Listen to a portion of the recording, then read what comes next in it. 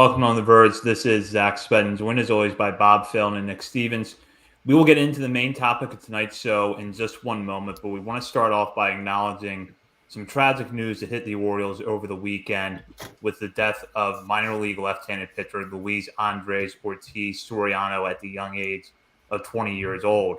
Ortiz died of leukemia, and the Orioles, in a statement on Sunday, said, quote, "We will miss his passion and love for the game of baseball, and we extend our deepest condolences to his family." Ortiz was originally signed by the Orioles out of the Dominican Republic in 2019 and pitched in the Florida Complex League in 2021. He did not appear in a game in 2022.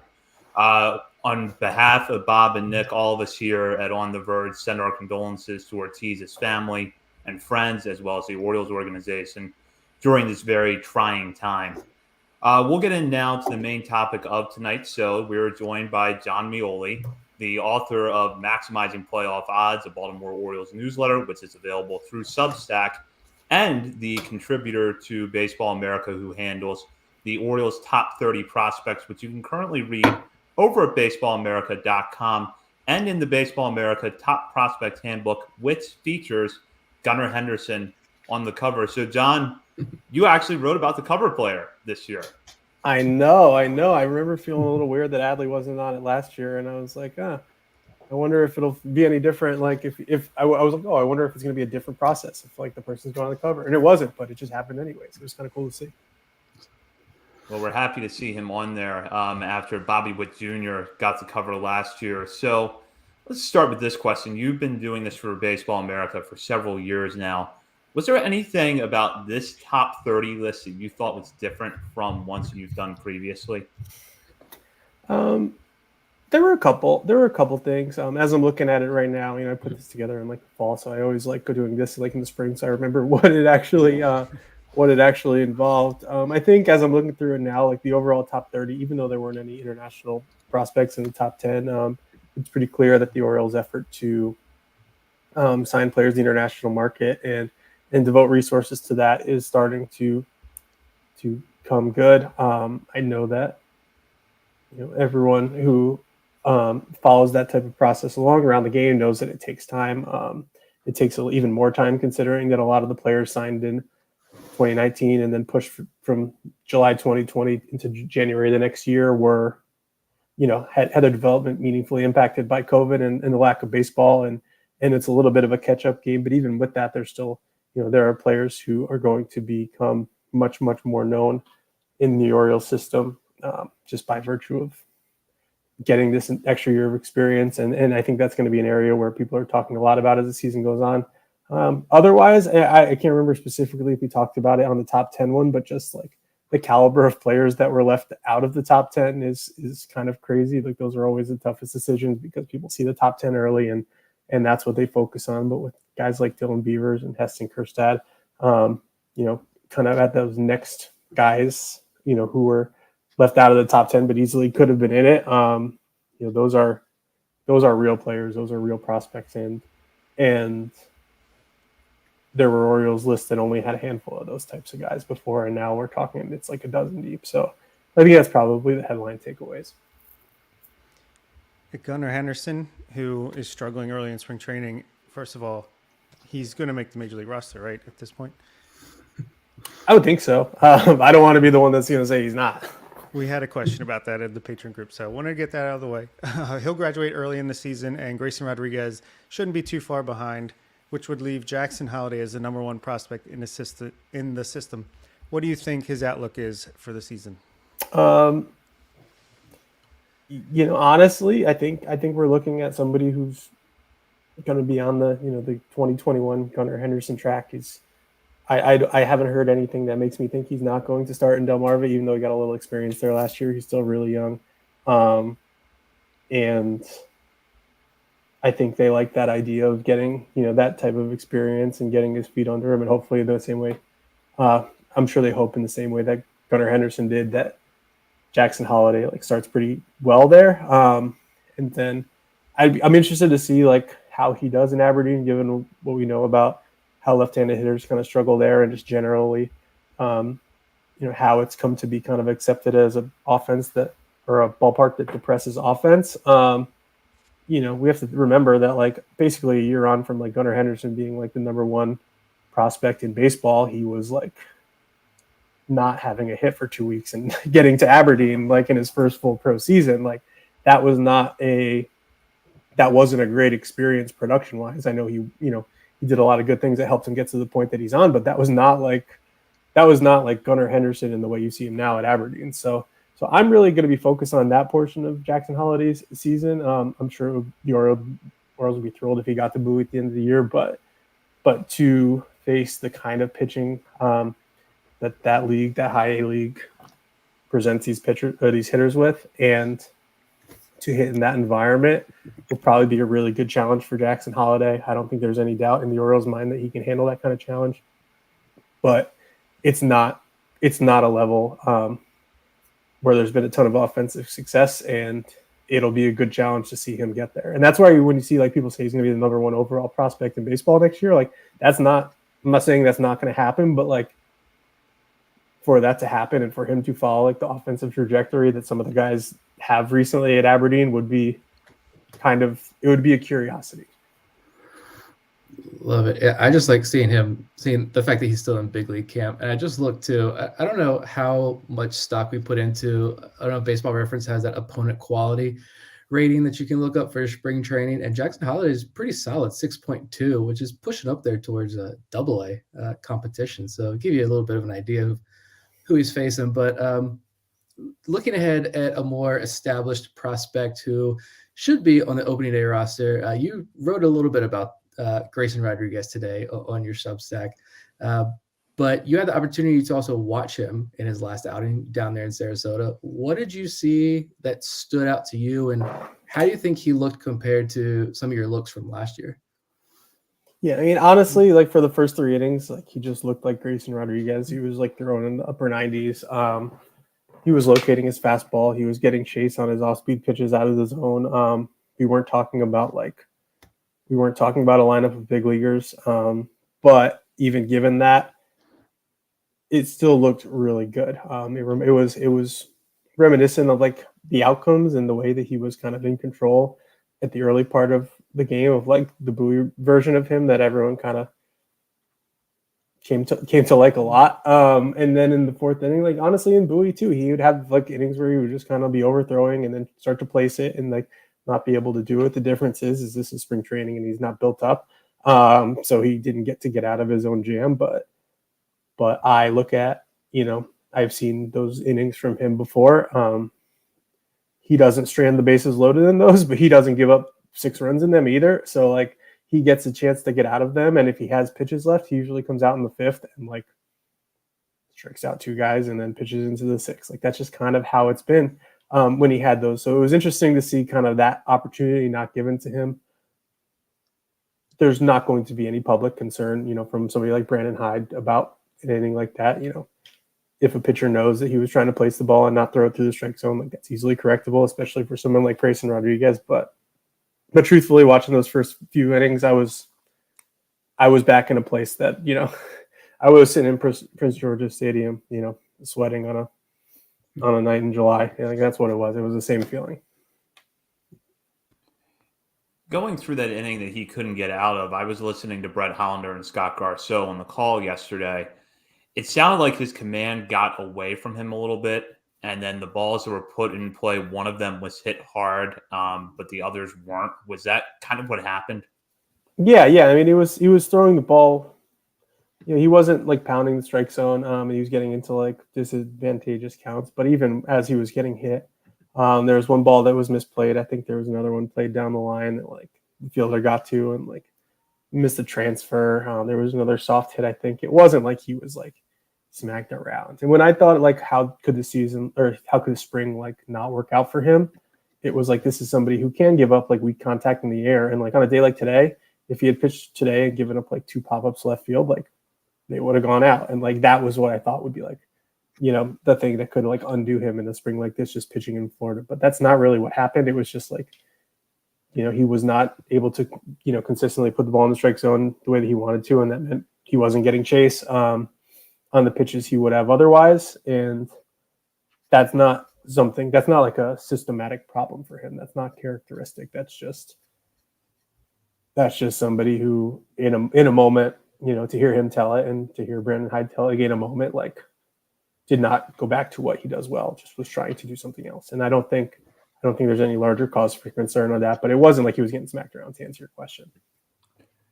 Shifting gears, when we had you on back in the fall to talk about the top 10 prospect list, Heston Kjerstad was either in the middle of or kind of at the tail end of that run he had in the Arizona Fall League. He's now followed that up with an impressive spring training. Considering those two things, what are realistic expectations for him now, this year and beyond? Truthfully, I haven't gotten a chance to speak to him in my brief time down here. But I've, read some of the people who have talked to him, and it seemed like, I seemed like there was a real like light bulb moment in the AFL, no matter the ballparks or the pitching that he was facing, where it was like it was happening for him and it was happening well. And like that's something that, that's really important for hitters as they're developing, as they're growing into themselves. And that's under normal circumstances, and nothing about his development or professional career has been normal. So it seems like there was meaningful progress in like seeing the results, believing the results. I don't think anyone doubted that he was going to hit the ball hard, and continues to hit the ball in the air. And I think when we spoke last, that the idea of him starting in Bowie next year and hitting having like 15 home runs at the All-Star break was not out of the question whatsoever, just because of the type of power he has. At that level of the minors, it's sometimes harder to get to that power because pitchers know how to attack you and they know how to get you to chase and they know your weak spots. So we've seen that with other power hitters at that level. It could be a little challenging to make that adjustment, and the level of experience and the actual like professional at bats could be hindrance to that. But like, I don't think there's anything to change his outlook, anything about that. It still was a complete realistic possibility that he was going to be the Heston Kjerstad that the Orioles drafted this year, and it would be foolish to read into the performance last year. It's also possible that the inexperience continues to show. I don't know what the spring, I've seen a couple at bats this spring. I don't know what his spring performance really says about what he could do going forward. But on a very basic level, like, you just want to see a guy have success if like for the purposes of confidence. And like, that is the idea of a good spring for him, I think. And I think that it's providing that. Yeah, that makes sense. I mean, I was able to see him hit a couple out the opposite field. It was good to see him turn on one today and just crush it off the glass.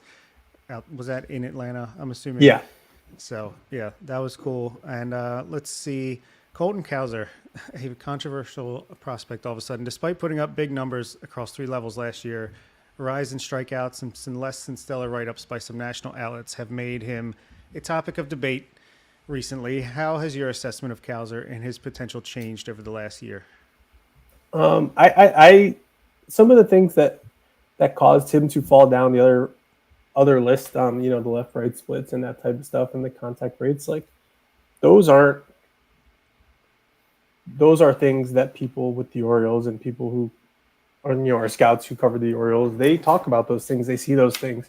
I think there's just different ways to weight them. And, as I sit here and I'm thinking about this right now, if, we're talking about someone like Heston Kjerstad who shows, X ability and Y deficiency, and like the deficiency is weighted heavily, versus like Colton Cowser who can do like X very well and Y not very well, like, but Y is not weighted as heavily. Like, I guess there's some merit to like how you weight those things. But I don't think there's any real, personally, I've internalized, I've talked to people about like why somebody like Cowser wouldn't be on the top 100 list, why somebody would be, concerned about the platoon type splits. But I'm not sure that my own personal outlook has changed about that. It's just a player that hasn't I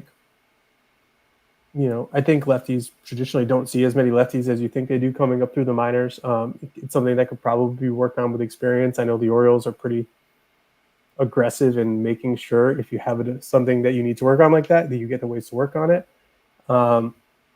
But it's interesting. I was actually talking to someone about this yesterday, and he was like, yeah, somebody who has those type of splits, like has no business on a top 100 list, and like it's somebody I respect, and that is like a valid thing. Like if we're talking about somebody who might end up being a platoon player, but even if that's the case, we're talking about like the big part of a platoon. You're talking about like center field capable defense. You're talking about somebody who has the ability to be like an on base, high on base table setter at the top of the lineup, or like own in on his hot zones and like be more of a slugger. Like there's a lot of offensive capability there, and I think that evaluating prospects and writing about prospects is about, everyone has their own set of criteria for that. Everyone has their own kind of lens to view that through, and those create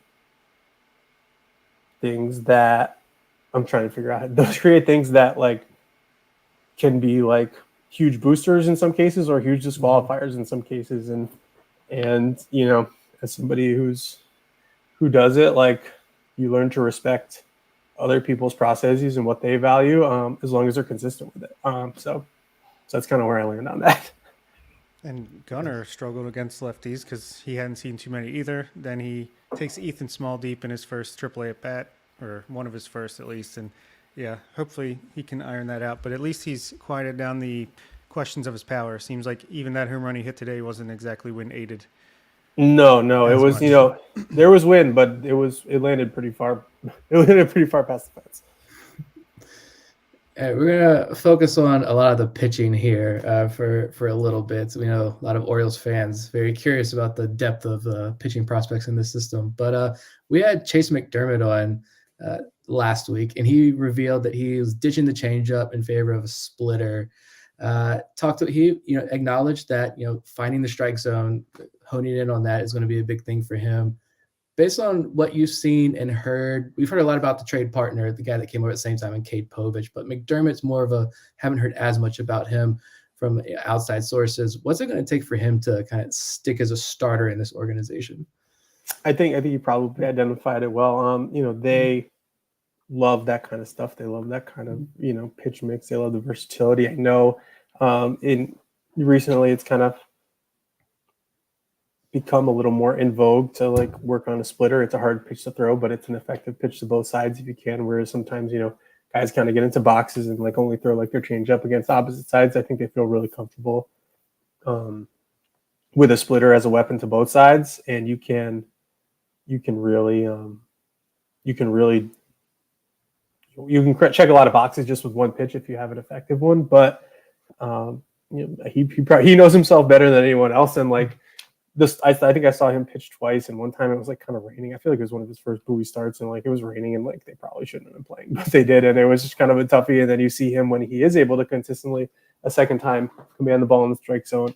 Just the quality of his pitches is really high. I mean, the Orioles aren't going to trade for somebody or acquire somebody that doesn't have those characteristics, but to be able to harness that in the strike zone and make it so that if you have pitches that move a lot, A, they need to look like strikes out of hand. B, you need to prove that you can throw them in the strike zone so hitters know that they're not just going to end up in the dirt. And C, you have to do all those things consistently and like pitch to the plan and stuff like that. Like it's just, he had a head start a little bit and like being in the Astros pitching program, and they did a lot of things similarly from what I understand, but he also moved pretty quickly last year, and I think there's going to be a lot of opportunity for growth there.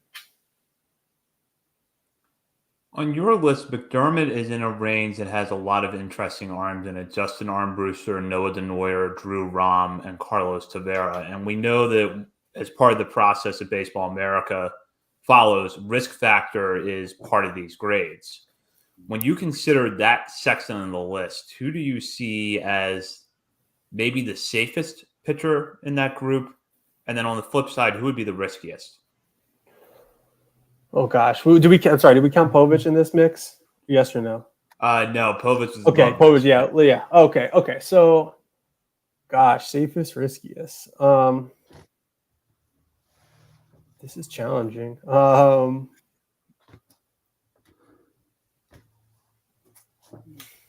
I think based on, and this is not to do with. I'll insert the Jeopardy music in post. Yeah, this is fantastic. This is fantastic audio, and I mean it's all mileage may vary on whether it's quality video either. But I think that Noah Denoyer has a pretty like high floor of being like some kind of major league contributor just based on he's on the roster, and you have you have a good fastball, you have quality pitches otherwise. I think that's pretty safe. I don't want to say Drew Rom is the most risk, but we just know that like it's so challenging to be like a left-hander who needs to mix his pitches and locate perfectly and not have an overpowering fastball. Pitching in this division and pitching for the Orioles, I'm sure the part where they moved the wall back, 20 feet or whatever it was, is good for that. But like through no fault of his own, like that's just a risky profile. And I would also say just by like there's risk everywhere. McDermott with the strike throwing, Carlos Tavera with the amount of innings. I don't think there's anything necessarily more safe or more risky, but like I was thinking about it when I was over at Twin Lakes. Like, who are we talking about? The guys we were talking about in this portion of the list, like the pitchers last year.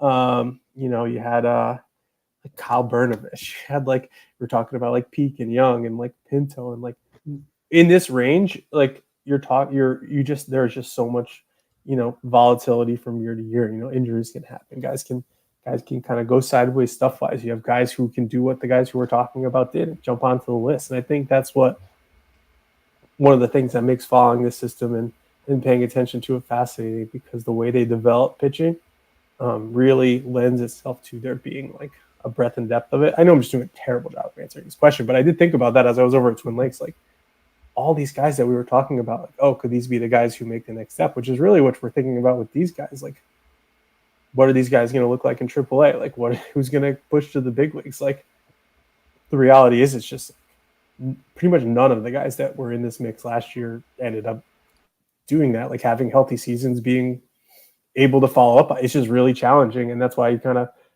pause when you're thinking about like a safe and risk assessment there. Yeah, that makes a lot of sense. And my question is kind of along a similar vein.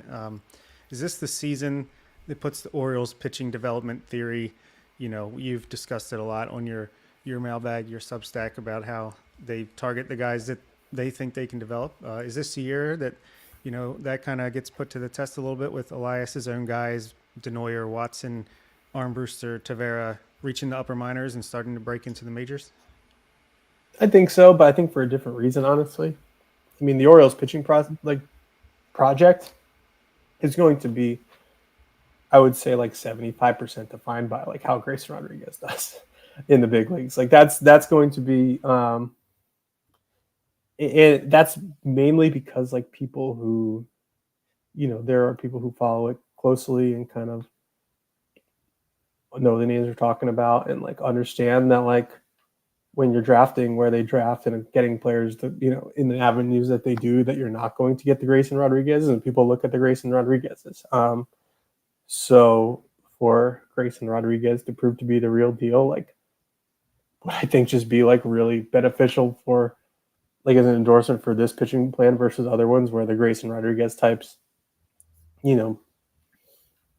for whatever reason didn't launch. I do think that there is going to be real opportunity for more of those guys to like push into that level. The more guys get to the high minors and the more they have success, like at some point that becomes real. And at some point, like a chance is required. And in a lot of these cases, it's not going to be because there's, smoke and mirrors or because it's like deception. It's because of the stuff and the way that they target stuff and the way they develop stuff and the way that they identify, the pitches and the traits that work and make them better, because of the coaches, because of the analysts, all that type of stuff. So yes, I think there is a pretty big opportunity for someone to be like that. Like Lord knows, like a pop-up guy, any kind of guy who, comes from that level and becomes like a top tier pitching prospect does that trick. But I think Grayson Rodriguez, and whether he is, what he's supposed to be, is going to have just as much, if not more, influence on that. Speaking of pop-up guys, maybe going a little bit deeper here. Outside of the top 30 list that you got over at Baseball America, there's also 10 extra Orioles names to know. And maybe this would be drawing more from that list, or maybe some guys that you've got your eye on outside of that list that you maybe wanted to include.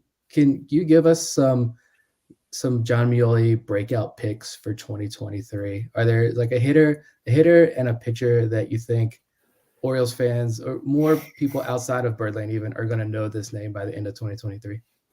We're talking outside the top 30 guys? Yeah. Let's see. Let's make it tougher for you. Yeah. I'm just like feeling really unprepared right now. I'm sorry. I think that, gosh, I think on the pitching side, I keep looking at all this. I keep looking at this like a doofus.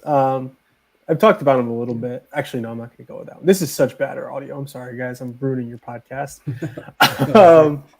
I'm gonna go. I'm gonna break the rules. I think that people know about Carlos Tavera. I don't think that anyone, he's in the top 30. I don't know how many top 30s he's in, or where he is in other rankings. But like, I think that the pitcher who got hurt last year and ended up, not being able to finish the season for health reasons, cut short like what was going to be a really, really impressive year. I mean, he was like, there were stretches where he was ridiculous in Aberdeen, and we would be having a lot more significant conversations about him. I think that's like a breakout type that you kind of want to keep an eye on.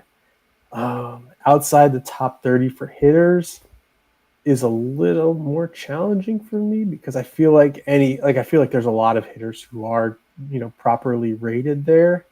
I'm gonna go with, again, I'm gonna cheat and I'm gonna say number 30, Anderson De Los Santos. I saw him, he hit a bomb in one of the minor league sim games recently. He just looks like really athletic and like really like one of those, like, he just looks the part, and like seeing him for one minor league sim game. And I know they're really excited about him. So I didn't answer the question well, and I didn't actually answer the question at all. But I'm going to go with those two. But it's interesting, like you talk about like what a sleeper is, and like so many guys like qualify but don't qualify. That like, I don't know. I'm just rambling. I'm sorry. No, I like those picks. I'm hoping Carlos Tavera is a dude in this system. I know Matt Blood's pushed his name out for 2 years now, and it's also good to hear that it sounds like he's going to be ready to go when the regular season starts. I know you mentioned there was the issue that ended his season shortly, but he's good to go. Yeah, I saw him throwing a bullpen when I was over there on Thursday, and it's from the side. It's from like 50 feet away, but you kind of he was doing what everyone else was doing, and I think that's a good sign this time of year. Yeah, I think people are sleeping on Anderson De Los Santos a little bit, so I like that pick. He's not a top 30 on everyone's list. And I thought you were going to say Trey Sprite for a pitcher, and that would have helped my locked-on draft because I have him as my number 4 starter over there. But I, True Life, I have like my notes document over here, which is like 40-something pages long, and like every single person I talked to, I asked for their sleeper, and he came up like 4 times. So like literally, if I'm looking for sleeper, I have a heading here that I'm staring at right now. Like it's just his sleeper, and on his it says just his ridiculous track man, which is what you want. That's what I wanted to hear. Yeah, there you go. Sticking with pitching, and then we'll kind of pivot to other areas of the organization. With DL Hall missing time this spring, you wrote recently about that scenario, and I think you correctly pointed out there really is not an ideal situation right now, at least in the short term, because he's either going to have to go back to AAA or he's going to have to work out of the bullpen, at least at the start of the year. So with that in mind, what do you think the Orioles ultimately are going to do with him? And then I guess I acknowledge that we have not seen him throw this spring, so that makes it a little tough to guess. Yeah, I want to say Brandon Hyde said yesterday that games are like one step away. Like there might be a sim game and then games. I would say that, if sitting here right now, if you had to make me say what they're going to do, I think that they'll err on like keeping him a starter. It doesn't seem like the bullpen is going to be really anywhere near full strength. It'll be a lot stronger if Felix Bautista is able to pitch on opening day or very close to it. But there's going to be a lot of temptation, I think, to have him, in that stuff in the bullpen. But I have not gotten any indication that they're ready to give up on him as a starter. I don't think there's any reason to. That's my personal opinion. But I think they also realize that what you're dealing with when it is working is really, really impactful. And, really we're talking about somebody who, even though you consider him healthy last year, it was a slow build up and there was, they needed to manage his innings. Like that was really his first full healthy season in a long time. So you build on that, just because you got through that checkpoint doesn't mean you go in a different direction. You build on that. It might ultimately be better because if he was out here in spring training games, like throwing 99 with like 3 at least plus pitches and like carving up lineups, and then you have to put him in the rotation and like who knows what's going to happen. So maybe a little more time with Justin Ramsey down in Norfolk and really like solidifying what he worked on last year and being the best version of himself, and most importantly applying what he learned in the big leagues. Like it wasn't a smooth ride for him, but he, I think, pretty well internalized like what he needs to do to succeed, and also in moments had reinforced what he does well and how he should continue to do those things. So if you take somebody who has that experience, even though it's not an ideal situation, and he makes 5 starts in Norfolk and they're a lot better, then you're going to feel really good about the fact that you didn't stash him in the bullpen and have him pitch like the 5th inning in Texas next month. Looking at the system as a whole for a minute, we're used to seeing international signing. We're still new to the international signings for the Orioles, relatively new. And the player development paths they take. Considering that, when is it okay to write off a prospect? Because we've seen Michael Hernandez now struggle 2 years in a row. Concerns about whether or not he's going to hit at the plate. And then on the flip side of that, you see a guy like Frederick Bencosme break out the way that he did last year. And you look at the hype coming into this season for Samuel Basallo. When do you think it's okay to buy the hype and be completely bought in on a player? To take the first one first, there's going to be a point at some, like with a lot of the recent international signings where like there's just not time to be patient anymore. But we're talking about a class of 2 classes, really. Even if you want to talk about the most recent class, like there's been a lot of development time impacted. That's not to say a lot of development time hasn't gone into like getting these players into the system and accustomed to the system. But it's just, I would say that like you need to give like a lot of rope. In these, I think there's also like not only guys that don't perform in the FCL, but like even guys that struggle going to Delmarva. Like most of them wouldn't have been in Delmarva last year, for example. I know Hernandez doesn't fit into that category, but you're going to see a lot of Delmarva repeaters this year just because they didn't have Aberdeen to do that. It's almost like if you portion up the season last year, like you basically had like Delmarva's season was like 3 Aberdeen seasons, like playing a level up and like sometimes not having the best time at it. So I think that this is probably going to be a year just from a numbers perspective, like where some of those players who haven't really taken off yet need to, in order to justify their spot in Delmarva the following year, like really show that they've got it. But I think on the flip side, when we're talking about guys like when do you buy the hype, I think there's a lot of factors that go into that. It's not just like stats based. Somebody like Basallo, anecdotally, I was told like even though he had 6 home runs last year, there were like 5 to the warning track, and like maybe that means something, maybe it doesn't. Like, but if he has 11 home runs in the FCL, like how different is the conversation that we're having? I flip side, I talked to people who are like, yeah, he hit a little bit, but like they were like the game I saw, he like didn't catch like 6 balls, and it's like, oh, you need to do that. We're talking about players who have a lot of development ahead of them. Even some like Ben Cosme, the same thing. Like he makes a lot of contact. Some of it's strong contact, some of it's not that strong. And I know the Orioles really emphasize making that like hard contact. It's a pretty tough transition to be like one of those hitterish, like puts the bat on everything guys.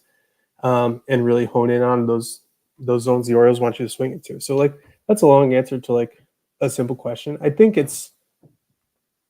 you look at where they are age appropriate wise. You look at the production. You look at what's leading to that production, and whether it's like sustainable contact, sustainable, strikeout walk type stuff. And it's kind of like a holistic picture. But I think like the reason to ask is like because there's going to be opportunities probably this year to say, oh, like there are legitimate international prospects that have come out of this system.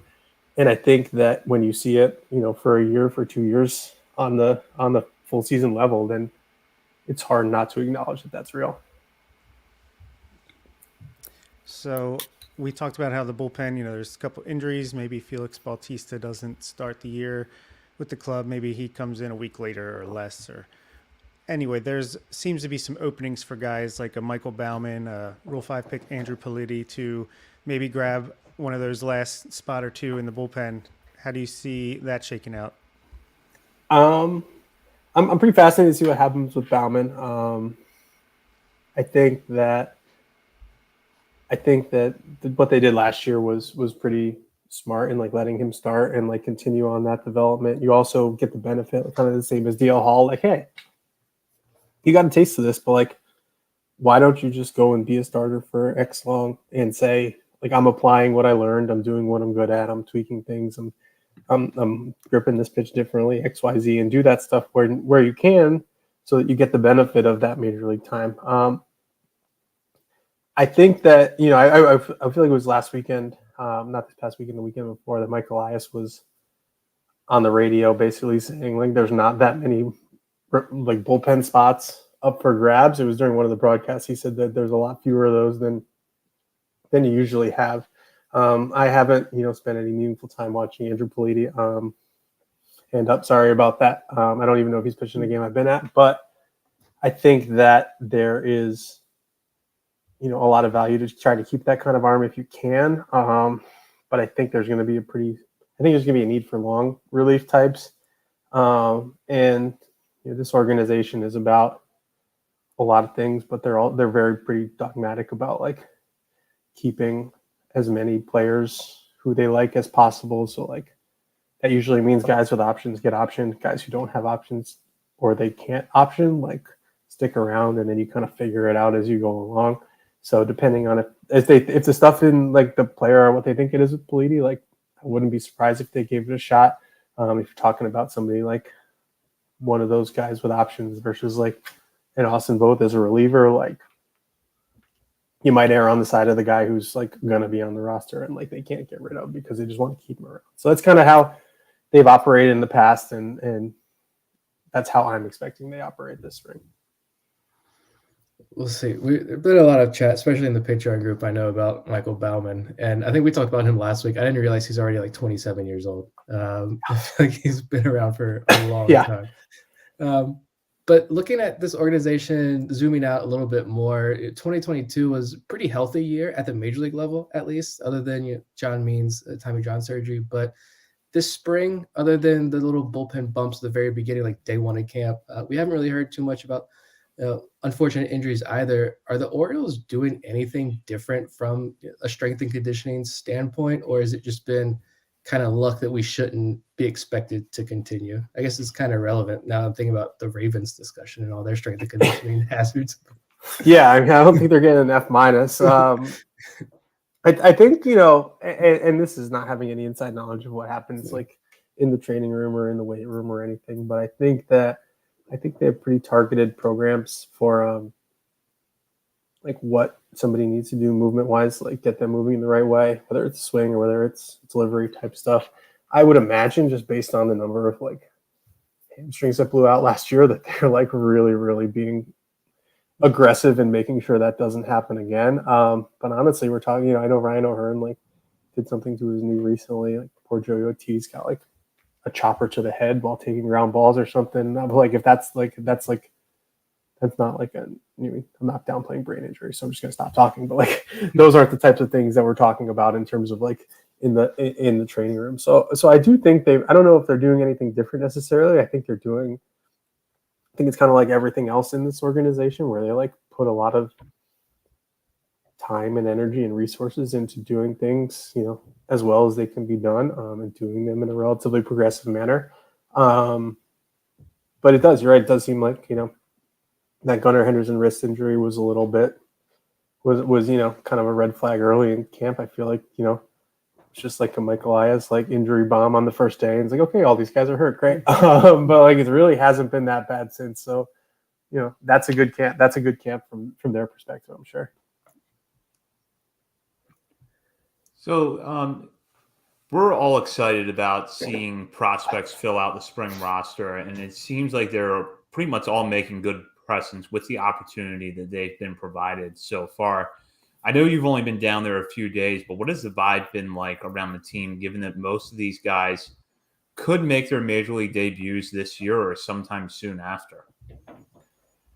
Yeah, I mean, it seems like one of the, in the past, and even recent past, to be a young player in a big league clubhouse could be challenging because there's just not that many of you. These guys who spent last year or were hanging out in Altside a couple years ago or in Bowie the year before or spent a lot of time in Bowie or in Norfolk last year,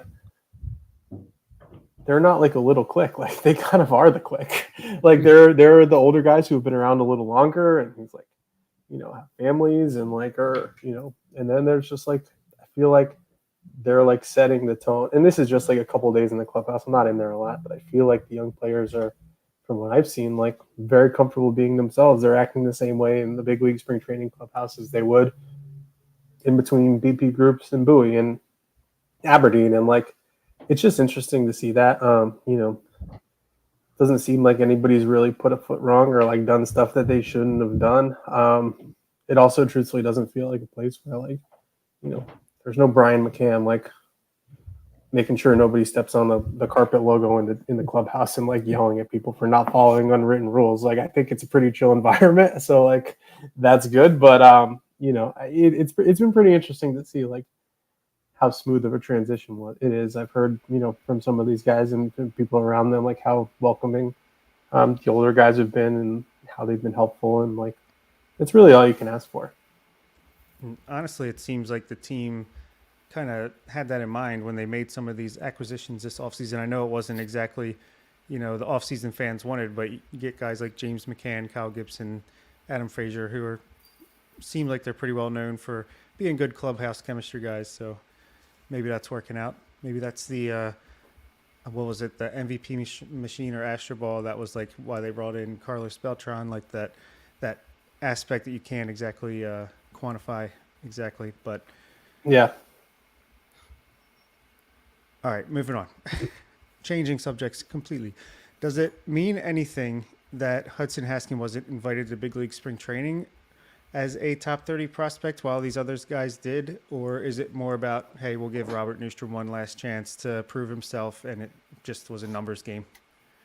Yeah, I lean towards numbers game. Honestly, I went over there. He was one of the guys I talked to when I was at Twin Lakes.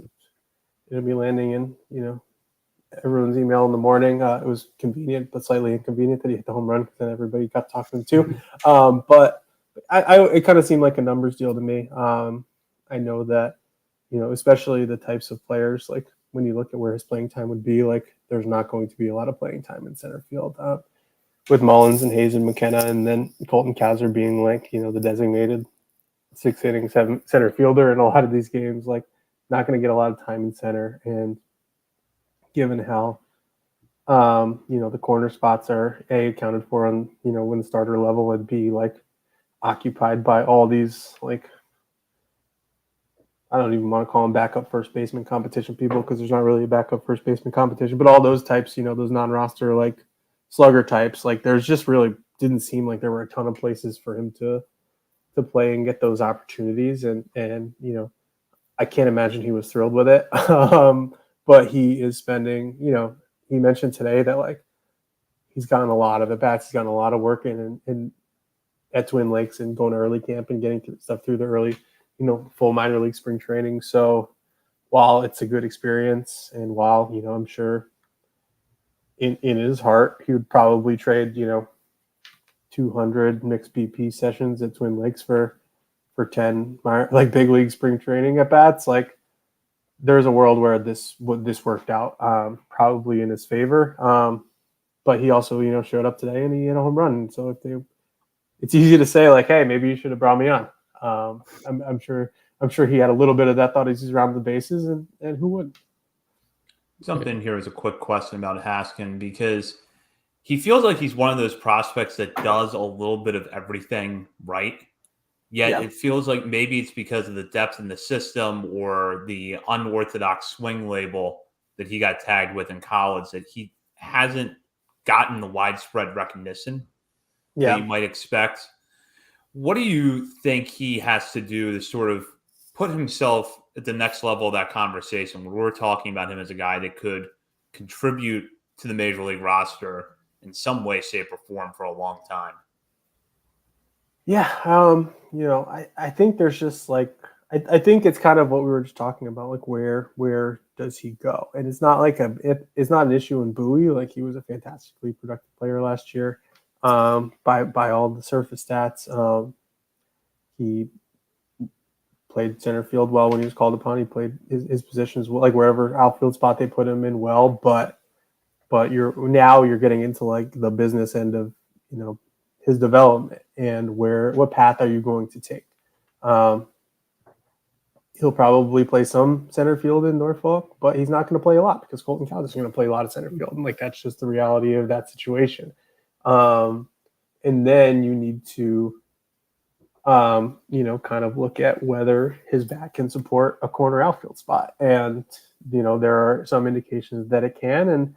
And I know he told me, and, I'm just spoiling, I'm just giving away the goods, but like he told me he put on a lot of weight and he was working on like, being more durable throughout the season and, doing some things with his swing to make it a little more forceful and use his lower half a little bit better and iron out some of those inefficiencies, all those things you want to hear because, it's a person that has been able to hit even before that. So if you add the strength, if you add the swing efficiency, something the Orioles are really, really big on getting guys to do, like then you get to the spot where somebody continues to grow into his, grow into his body and physically develop a little bit more, then maybe there is that possibility that he can support a corner spot. But to play center field in this organization right now is probably going to be a challenging hill for him to climb, given what they have and like what's coming up behind him already.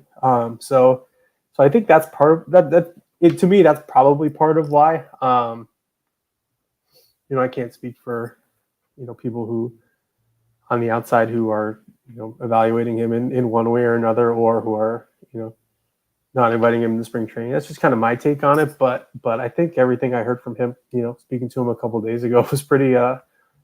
It felt like he was addressing some of those things, and and he doesn't really think that there's any reason why, no matter who's here, you can't play center field, and that's what you're supposed to think if you're a baseball player. So, all good things. Just keep eating the Olive Garden cheesecake. That was the night before he hit those 3 home runs, and went to Olive Garden cheesecake, which is weird in itself. But no, hold on. Yeah.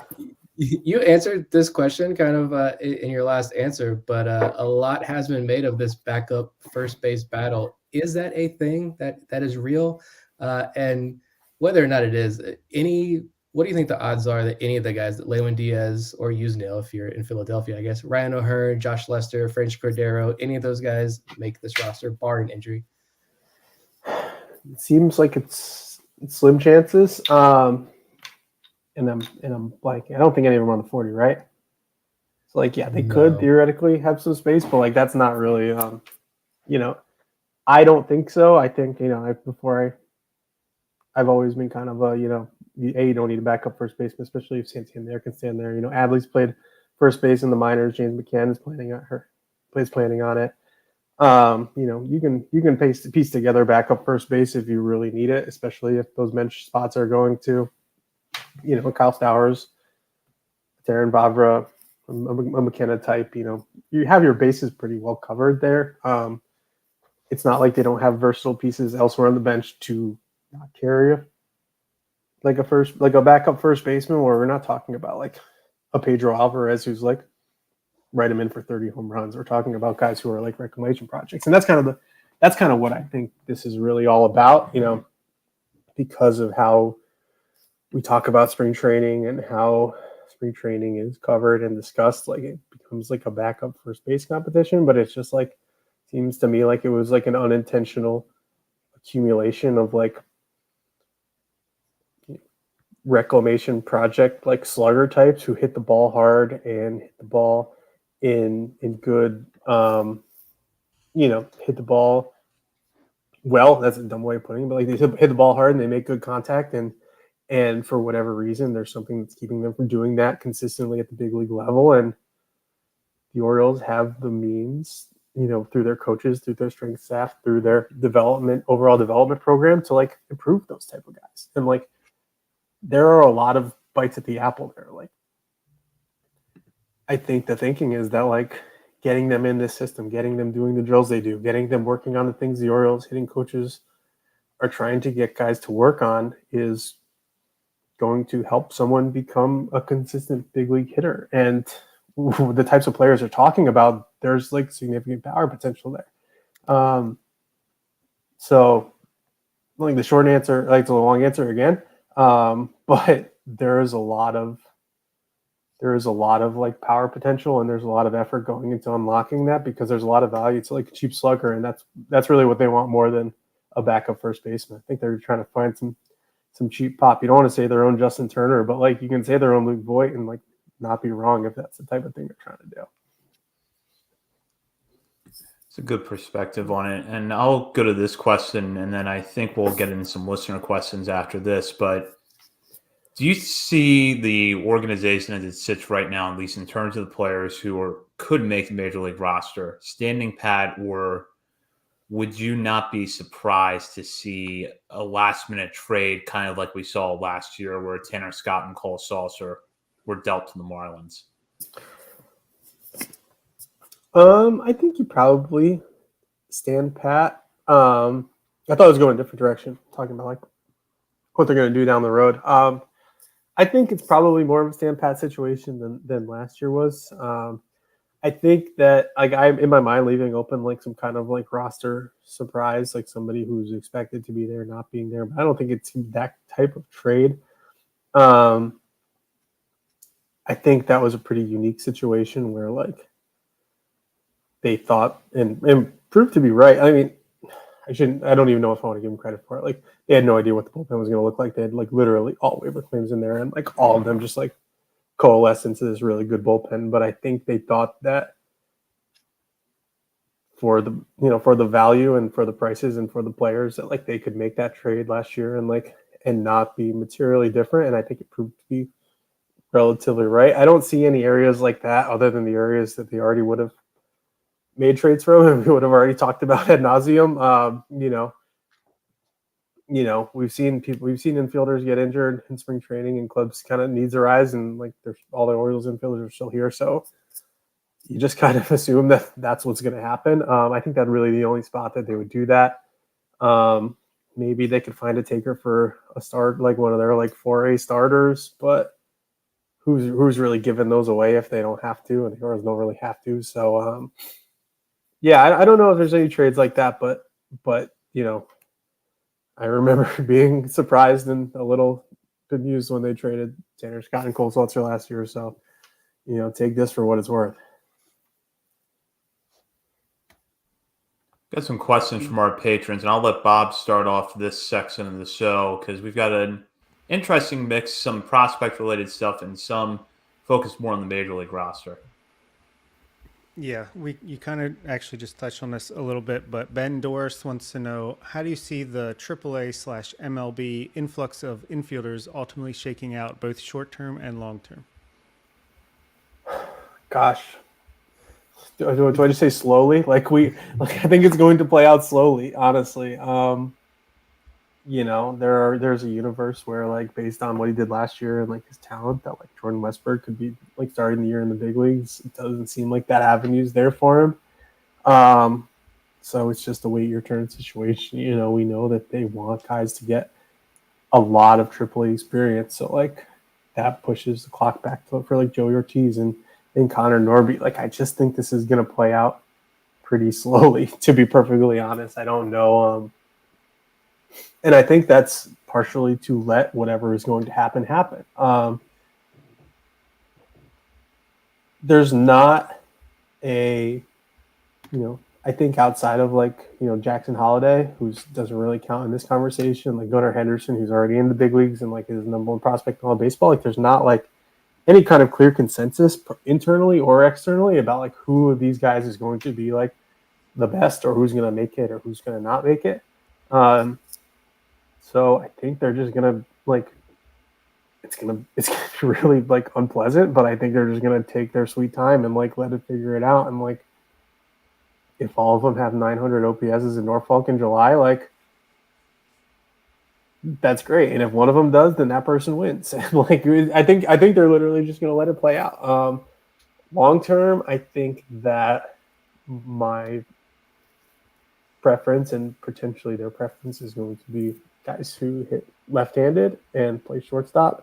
And can play shortstop because that means you can play every other position and can defend well. So I think I'm interested to see how, especially in the first half of the year, I think it's pretty different from one half of the year and the other. Norfolk in the first half is like a very tough place to hit, and then it kind of opens up in the second half as it gets warmer. So I think the true talent is going to rise, but it just might take a while. I know it's not a good answer. I'm not giving like everyone like 2025 starting Orioles infield. It's just a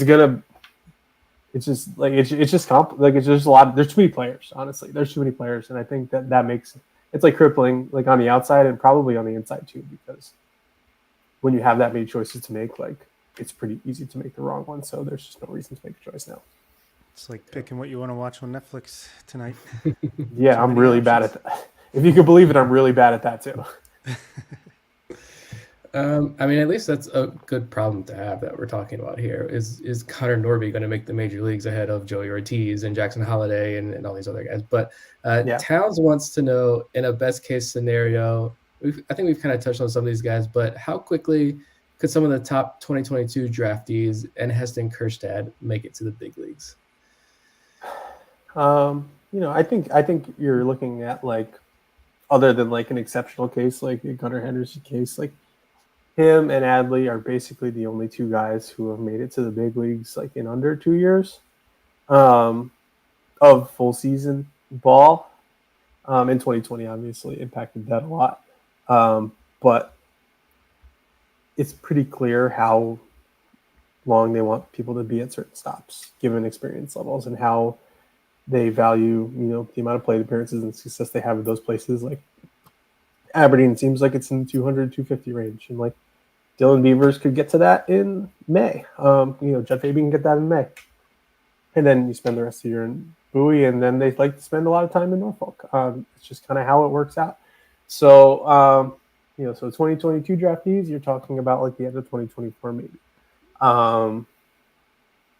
And Heston Kjerstad maybe a little faster because, if he becomes the player, he becomes a player that, they wanted him to be, they need to add him to the roster. And you probably add him to the roster anyways, if I'm being completely honest. So then you have to talk about, then the conversation changes because he's an option. So I think he might be a little different case, but by and large, I think all those guys are going to start in Aberdeen again this year. I think they're going to benefit from having been there last year, and it'll be pretty interesting to see how well they go and how quickly they move.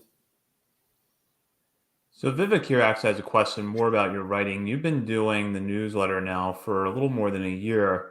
He wants to know how you have liked going solo and writing and diving deep into the Orioles system, and how does that compare to your time writing about the Red Sox?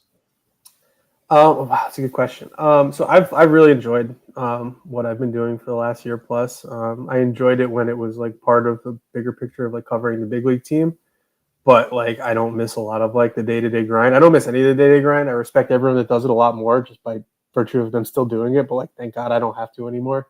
It makes me so happy every time something happens and I'm like, oh, thank gosh, that's not me. I have not considered, but like when I started working at the Red Sox minor league site, I did Sox Prospects. It was in like 2010 of the like spring of 2010, and they had spent a ton of money in drafts. And they had real legit prospects. That was like, Bogarts was just coming onto the scene. Mookie Betts was becoming a dude, like Jackie Bradley. Who else was in that mix? Blake Swihart didn't really pan out, but he was a first round. That was the year they had 4 first rounders, and like they did a pretty decent job in that draft. Matt Barnes was in there too on the pitching side.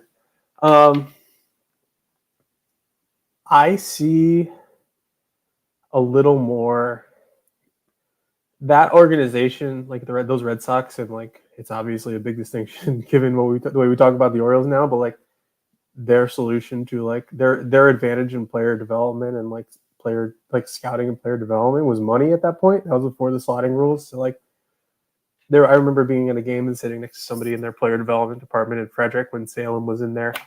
Must have been like 2011 or 2012, and he turned over to me. We we have $10 million like on the infield right now.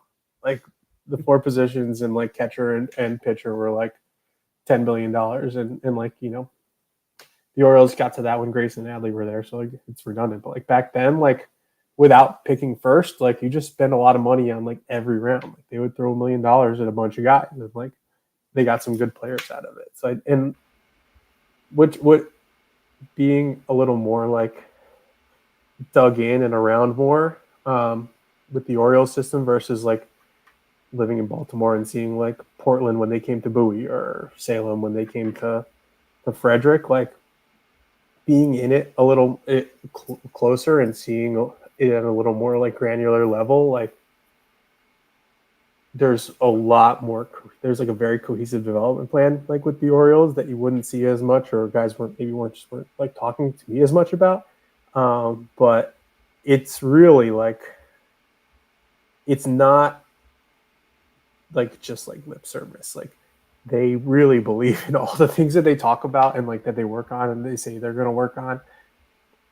People like coaches talk to me about like coaching hockey, and like they talk to me like about me coaching like club hockey, like about the same. Like you're like, oh, they have to do like challenging practice, and I'm like, I know you're saying that, but like that's like you're not selling me right now. Like it's like, but like this is what they legitimately believe in. Like and it like has been borne out in the success, and I think that's been the most interesting thing.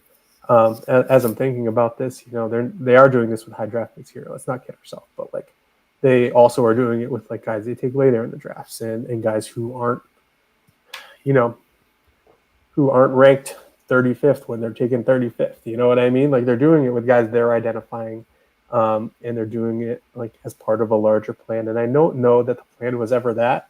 The Red Sox had great scouts and great player development people, but like I don't think there was as cohesive of a plan as you see now with the Orioles. That's a good question. I should think about it more. Vivek, he tends to come up with good questions. Matt Winter would like to know, which prospect do you think will get the first call-up of the season? First call-up of the season? I'm going to go with Jordan Major Westbrook. League debut, I guess. Yeah. Not like a DL Hall or something like that. Yeah. Does Grayson count? No. that would be so unfortunate if it does. I'm gonna go with Jordan Westbrook. I just think there are not a lot of needs. If a need arises in April, like there's no need that he can't fill on the infield, except for backup first base. but he would be. I think he's making a great impression in camp. I think he. If there was a place for him, would be like in the mix right now, but like just pretty clear there's not at the moment. So I think he would be the first one. I'm trying to think of if there's like a pitcher who's like kind of like flying under the radar, but nothing seems to stand out in that way. A lot of the guys who haven't debuted yet or won't be on the opening day roster are already back on the minor league side. So I think it's seems like a Jordan Westbrook answer there. That's something I could say a lot more definitively than I said anything else so far. I think this is the last listener question here. David Adams wants to know, outside of Gunnar, Grayson, and Jackson Holiday, if you could put the Jon Meoli no trade clause on 3 prospects, which 3 are you choosing? All right. So outside of the top 3, Jon Meoli no trade clause. All right. I'm putting the no trade clause on Dylan Beavers. And that's not first. I'm not saying that because like he's above whoever I'm going to say next. I don't know who I'm going to say next, but I just saw him on the list I'm looking at first, and like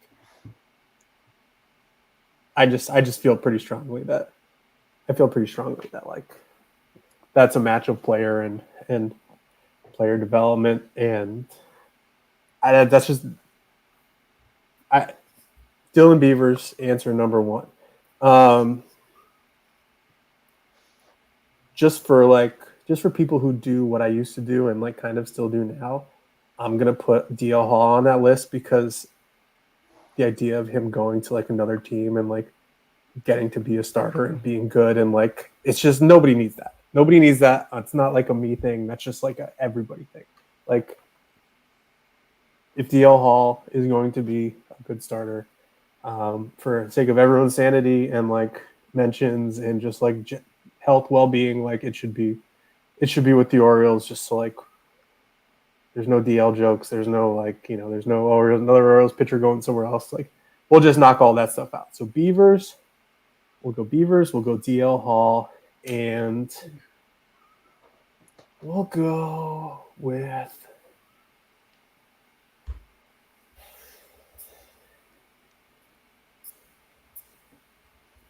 Why don't we go like a little deeper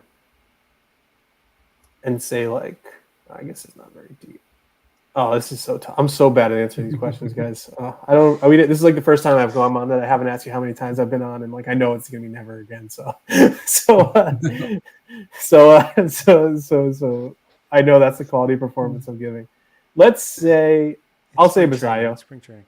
I'll say Basayo. It's you just keep on. You just keep that. It's also really valuable, so I understand completely why they would, and like I wouldn't begrudge them for doing it, if it's for a big piece. But again, that's just like a really valuable thing, and I know that they kind of view like things that are very valuable as like if they're this valuable now, they could be more valuable in a year. So maybe I'll adopt that thinking for this. I started out answering that one really well. No, I like the DL Hall point is actually a fascinating point that I had never even thought about. What if DL Hall does end up somewhere else? You're talking about the question earlier about Grayson Rodriguez and his success at the major league level this year, kind of being the big thing that says, all right, can the Orioles pitching development work at the next level? Grayson being that first example there. If DL Hall leaves and is successful elsewhere, I don't know how the Orioles rebound from that. When you're talking about developing pitchers. It would just be so annoying. It would just be so like and everything else, like Dylan Bundy going to be like the Angels pitcher of the year, like after he got traded, like whatever. Like I wasn't here for like Jake Arrieta or any other stuff, but like Kevin Gausman like becoming Kevin Gausman finally, like I understand. I know the history of it. This would be one that just felt like very unfortunate if it played out this way. Yeah, I think that for everybody's well-being, I agree with you, John. We can't, have that happen, and we can't have another civil war over someone at second base in Norfolk again. Let's not have a repeat of 2021. Yeah. I mean, it's and like you guys probably get to experience it a little more than me. I've tried to just like not dive into all that stuff, but it's pretty fascinating, like the passion for and against some things, and like the track record of things that like people who are on the team now have nothing to do with being assigned to that. So I just did that with DL Hall, but like it's just the less conflict the better. Completely agree. And John, thank you so much for coming on tonight. This was your 7th appearance. I think the next episode you'll break the record, and we are going to have you back on. Now, you've got a couple of things to plug. You've got the newsletter, and you got the Prospect Handbook. So Prospect Handbook is out now, correct? Correct. Yeah, it's out. I believe it was a print edition, e-edition. I came down to Florida for the newsletter to it was I didn't really do as much as I wanted to in the off season in terms of reporting. I mean, there's nothing like getting into a clubhouse, getting onto the field and talking to people and digging into stories, and I was jonesing for that a little bit. These last few days have been awesome. I feel like unfortunately, I did a little late in the spring. There's only like going to be like 2+ weeks left by the time I get home to write all these things and get ready for the season. But like, it's really been fascinating to learn some of the things I did and talk to some of the people I have. I think